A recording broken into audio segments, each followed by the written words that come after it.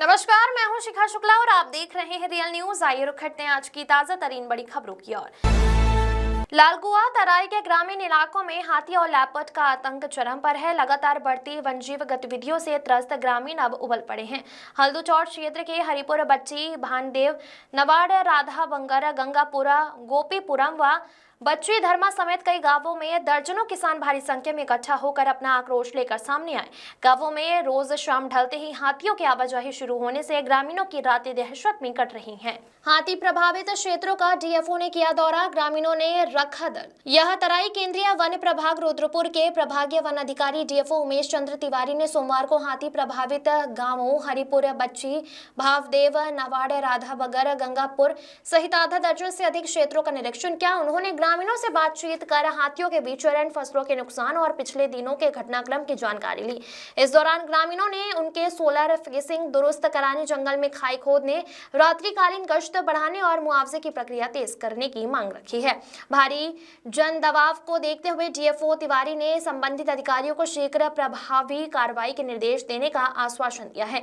गांवों में हाथियों का उत्पात, सैकड़ों एकड़ फसल बर्बाद, रात भर दहशत। पिछले कुछ हफ्तों में हाथियों के झुंड ने हल्दूचौड़ क्षेत्र में भारी नुकसान पहुंचाया है। किसानों का कहना है कि हाथियों ने सैकड़ों एकड़ फसल कुचल डाली है। घरों और खेतों के पास तक पहुंचकर रात भर दहशत फैलाए रखी। महिलाएं और बच्चे अंधेरा होने के बाद घर से बाहर निकलने में डर रहे हैं। इस बीच लेपर्ड की बढ़ती मूवमेंट ने स्थिति और भी खतरनाक बना दिया है कि गांव में बच्चों को अकेला बाहर निकलने तक की अनुमति नहीं दी जा रही है। यदि जल्द राहत नहीं मिली तो आंदोलन जिला नहीं पूरे प्रदेश में फैलेगा। सरकार ने बड़े दावों और वन विभाग की जमीनी हकीकत में बढ़ता अंतर अब ग्रामीणों के धैर्य को खत्म कर रहा है। तराई का जंगल और इंसान के बीच संघर्ष एक निर्णायक मोड़ पर खड़ा नजर आ रहा है। विनोद कुमार अग्रवाल की रिपोर्ट।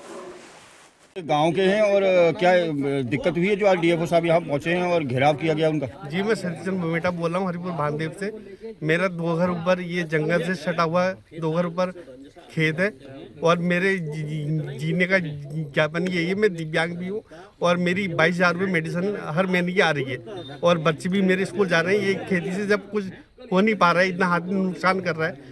परसों खेत झोलते हुए बाघ आ गया। अगर वही मेरे आदमी को मार देता, उसके बच्चे की पूर्ति कौन करता, उसके पालन पोषण कौन करता? तो क्या हाथी से कितना नुकसान हुआ है खेत को? बहुत ज़्यादा, जिससे ये लगाओ कि जो हमारा सहारा है कि साल भर में हमको एक रकम मिलती है जिससे हम बच्चों की अब अपनी शिक्षा का वो दे सके, लेकिन कोई उससे कोई कुछ नहीं कर रहा। विभाग कोई कार्रवाई नहीं कर रहा है। तो क्या क्षतिपूर्ति मिलती है सरकार द्वारा? मेरे को 2014 से कोई क्षतिपूर्ति कुछ नहीं मिली है। मुझे कुछ नहीं मिला इस समय तक। 2014 में मिला मेरे को, 2014 से 2025 तक मेरे को कोई मुआवजा नहीं मिला है। अभी यार डीएफओ साहब पहुंचे हैं, क्या कहना है उनका? मेरे मुआवजे से कोई मतलब नहीं है। 3-4 खेत जो सीमांत से लगे हुए हैं, ये वो अपने अनुसार इसमें कुछ बोए हाथी खाने के लिए कुछ ही बोए, लेकिन हमको जो साल भर का मुआवजा है वो दे दे जो हम खेती से उत्पन्न कर रहे हैं। ठीक हो गया।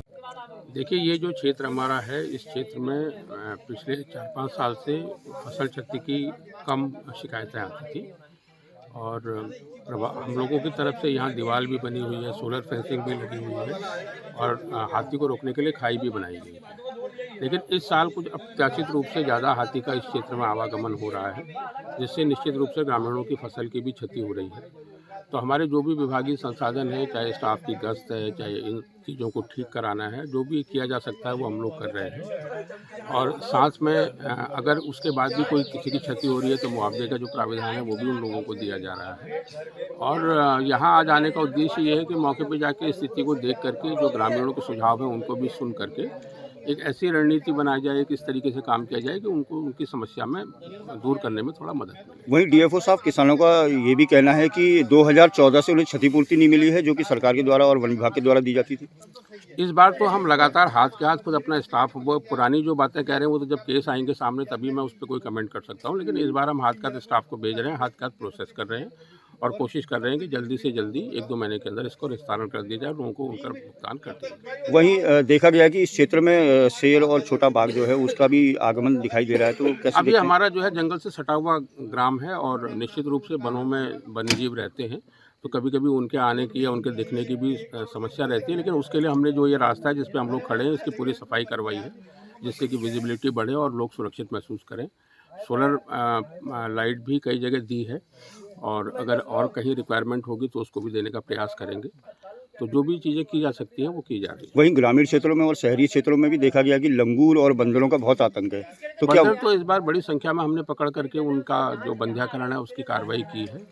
अभी हल्दूचौड़, दौलिया, देवरामपुर इन क्षेत्रों में देखा जा रहा है कि लंगूरों का आतंक और बंदरों का आतंक बढ़ गया है, तो लंगूर क्या से इसके मेरे पास कल पहली बार एक फ़ोन आया है, उसको स्टाफ भेज करके दिखवाते हैं हम लोग को उसमें क्या किया जा सकता है। लेकिन जहाँ तक बंदरों की बात है तो बंदरों का लार्ज स्केल बंध्याकरण हम लोगों के द्वारा किया गया है। ऐसा तो अभी क्षतिपूर्ति की अगर बात की जाए तो क्या किसानों को जो पहले पूर्व में नहीं मिली है तो क्या उसके लिए कुछ करेंगे आगे? अब उसके तो जब पेपर आएंगे सामने, बिना पेपर के तो कोई चीज़ नहीं हो सकती ना। आप, मैं भी सुन रहा था कुछ लोग उस चीज़ की शिकायत कर रहे हैं, लेकिन वो जो भी चीज़ें हैं जब उसके पेपर मेरे सामने आएंगे तभी उनका भुगतान की कार्रवाई की जा सकती है। तो फिलहाल क्या लग रहा है हाथी को कैसे रोका जाएगा?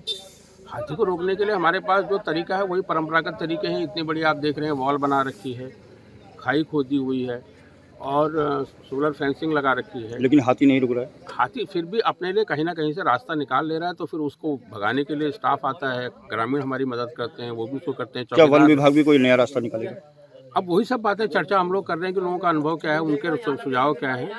जो हमारी तकनीकें हैं वो तो हम सारी प्रयोग कर रहे हैं। तो क्या हाथी की तकनीक ज़्यादा है वन विभाग से? नहीं समझा मैं। हाथी जो है वो तकनीक निकाल ले रहा है लेकिन वन विभाग तकनीक नहीं निकाल पा रहा है, उससे पहले फसल उजड़ जा रही है। हाथी एक बहुत लंबी दूरी चलने वाला जानवर है और वो जिस क्षेत्र को हमने सुरक्षित किया है कई बार उससे बहुत आगे से जाकर के कहीं और से घुस करके भी आ जाता है।